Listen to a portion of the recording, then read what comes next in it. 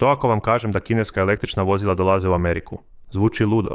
Ali Financial Times je prvi objavio ovu vijest. Ford je vodio razgovore ne samo s Kinom, Xiaomijem, već i s BYD o potencijalnom zajedničkom pothvatu koji bi mogao dovesti neke od najnaprednijih svjetskih električno vozilo tehnologija na američko tlo.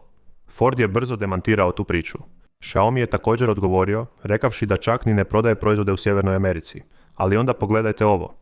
Ne volim pričati o konkurenciji, ali vozim Xiaomija kojeg smo doveli iz Šangaja u Chicago i vozim ga 6 mjeseci. Ne želim ga se odreći. Izvršni direktor Forda osobno vozi kineski električni automobil i ne želi ga dati, što potiče nagađanja o Fordovoj želji za kineskim softverskim znanjem.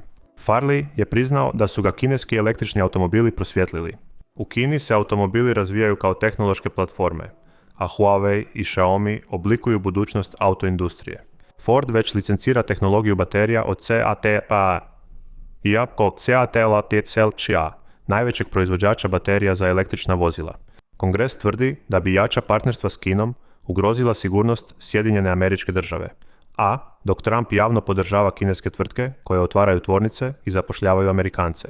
Ključno je pitanje, kada će kineska električna vozila početi voziti američkim ulicama, a ne samo kucati na vrata?